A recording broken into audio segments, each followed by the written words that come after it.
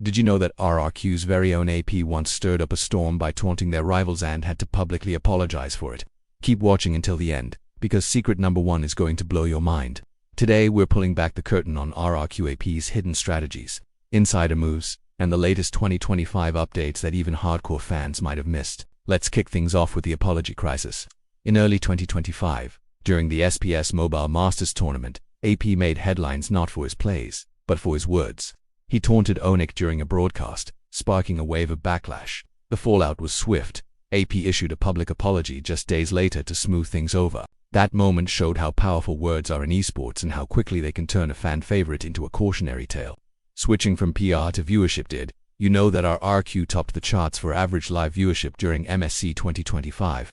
RRQ achieved an average of 1.3 million concurrent viewers, narrowly edging out Team Liquid PH and SRG. OG, yet, interestingly, their total watch time lagged behind, with 7.8 million hours watched, a fraction compared to SRG OG's 17.1 million. That disparity reveals fan engagement depth. Viewers tuned in intensely but possibly for shorter bursts.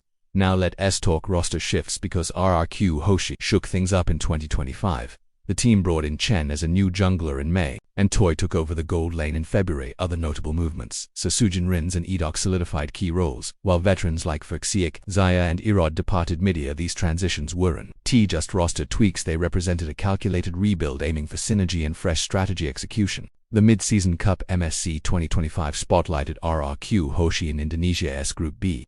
Alongside giants like Team Spirit and SRG, OG, notably RRQ made history by pulling off a 2-0 win over Area 77, becoming the first team to win a match featuring the hero Zishan in the group stage. Innovations like these hint at RRQ's willingness to experiment and capitalize on meta shifts. Let's zoom out to RRQ as an organization.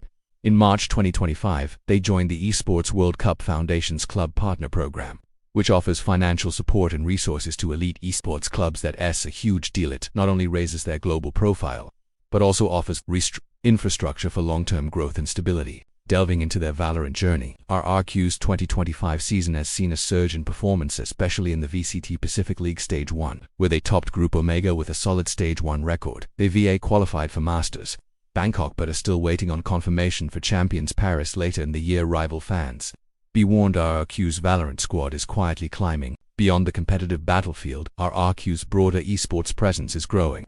As of now, the organization fields teams in 10 active games, including Mobile Legends, Bang Bang PUBG Mobile, Free Fire, Valorant, Honor of Kings, and newer additions like eFootball, Street Fighter 6, Teamfight Tactics, Tekken 8, and Delta Force in 2025. This expansion showcases their ambition to dominate across genres rather than just excel in one. Let's not forget RRQ Hoshi's domestic storyline in the MPL Indonesia scene.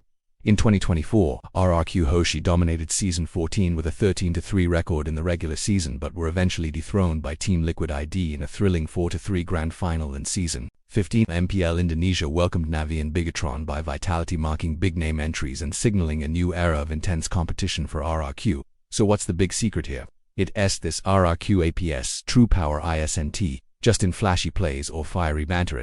It's in how he navigates controversy, contributes to evolving lineups, and represents a brand that's ambitiously expanding. From fighting backlash to pushing viewership records and leading roster overhauls, AP reveals that the game behind the game is just as intense. And now for secret number 1, the one I promised that'll shock you. RRQ AP's apology wasn't just a PR move, it was a calculated pivot to rebuild trust and refocus on performance. And it coincided with a surge in viewer numbers and team restructuring. That's a masterclass not just in gaming, but in esports diplomacy. If you learned something new today, hit that like button. Subscribe for more behind-the-scenes exposes, and drop a comment what part surprised you the most.